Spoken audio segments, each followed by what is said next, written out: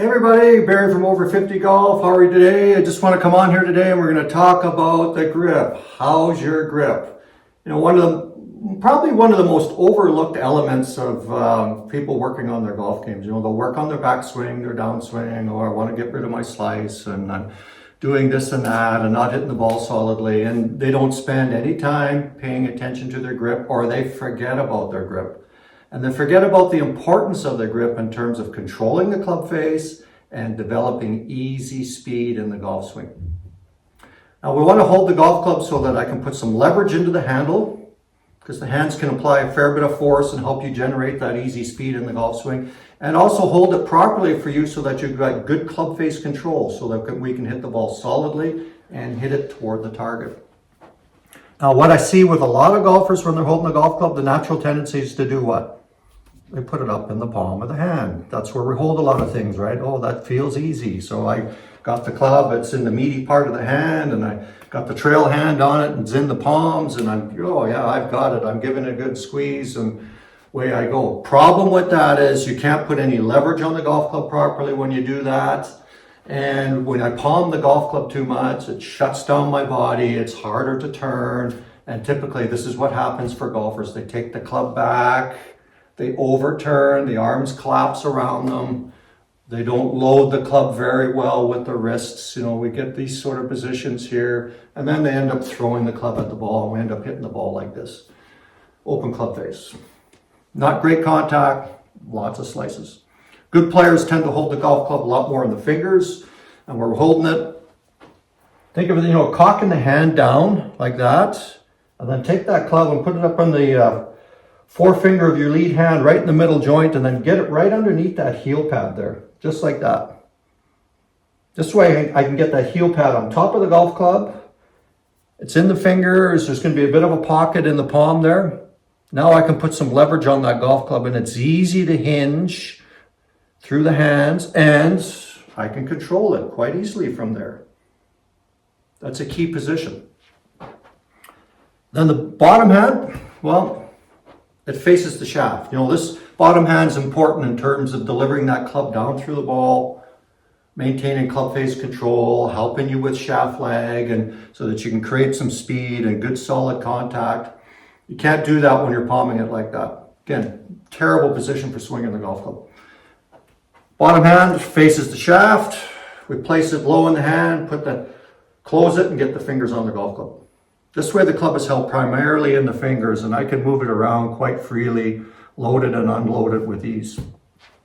And then the other aspect is the correct rotation for you. So if we think of a clock face, 12 o'clock is neutral, my top hand. So I'm a right-handed player, so that's my left hand. If you're a left-handed player, that's your right hand. Your top thumb, neutral grip is straight up and down. And when you put the club down, you probably only see about one knuckle. Okay, nothing wrong with that grip. It's fine if you have no problem squaring up the golf club. You've got lots of club head speed. You're looking for some extra club face control. It's a very, very good grip. Most of us, though, what do we need? We need a little bit more speed.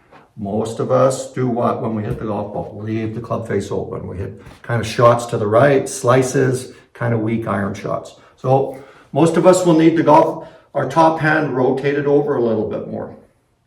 So the top thumb will be sort of 1, 2 o'clock for a right-handed player, 10, 11 o'clock for a left-handed player.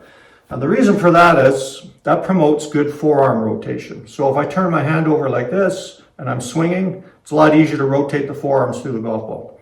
Get a good free release, just like that. So when you put your hand on the club in that position, when you look down, you're going to see a couple knuckles. Trail hand is always supporting the top hand.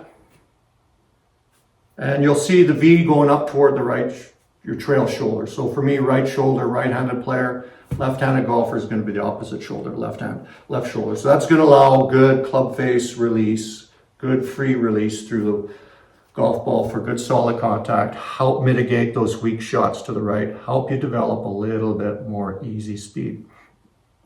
Hands are the soul of the golf swing.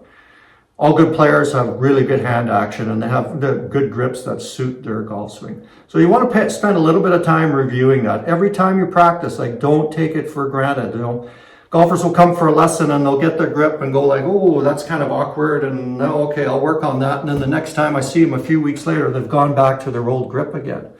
Your hands are very sensitive. You know what? They don't like changes. You've got to work on that a little bit every time just to get used to that new grip.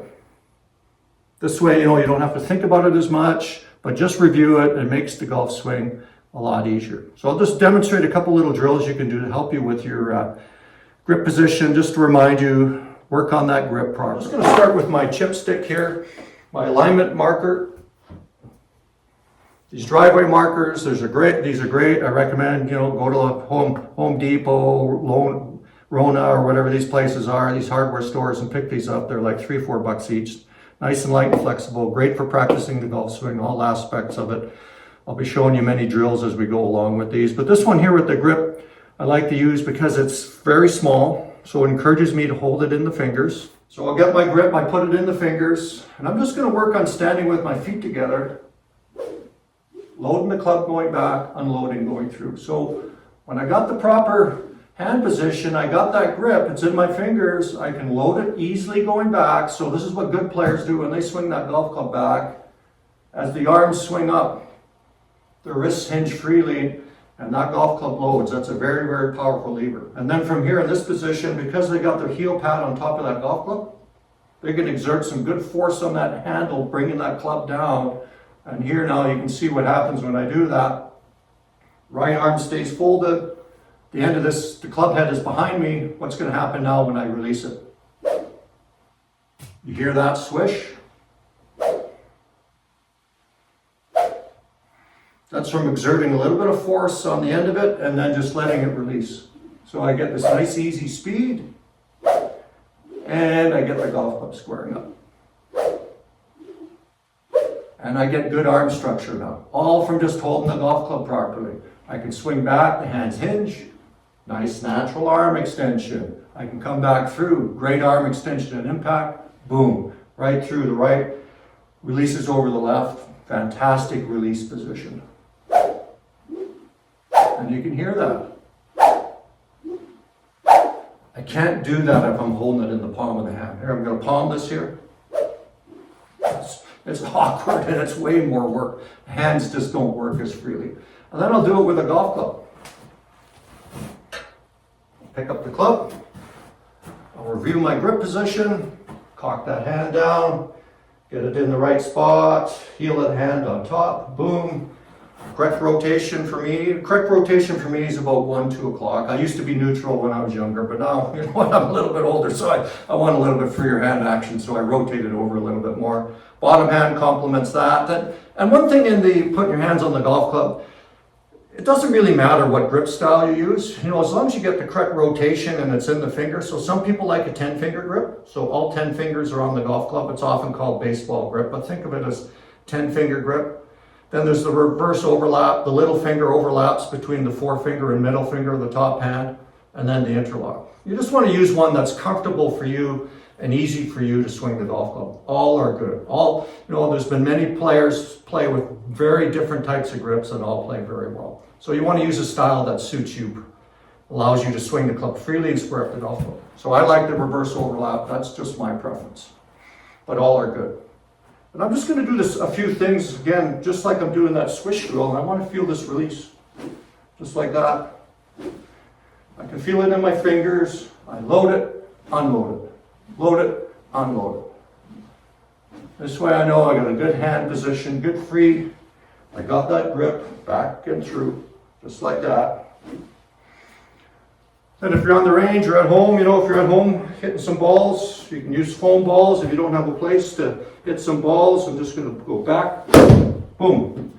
I feel that easy speed back and through because I loaded it properly and unloaded it. And I can do that because I'm hanging onto the golf club properly. I've got a grip. I've got the proper grip. And then with a golf ball too, I can do the same thing. Back and through. Just let the club swing freely. I can feel it load and unload. And if you're on the range doing that, you'll see kind of gentle pulls or pull draws, which is good. You're getting a good club face release. and you're getting a good load and unload coming through, and you'll be surprised at the distance you get just by doing that. So spend some time reviewing the grip, get it in the fingers, get it under that heel pad so we can put some leverage on it, and then get that correct rotation back and through the ball for hitting the ball solidly. And if you got any questions on your grip, send us a message in the group and we'll go through it for you, and we'll see you again. Have some fun with your golf this weekend. Enjoy it.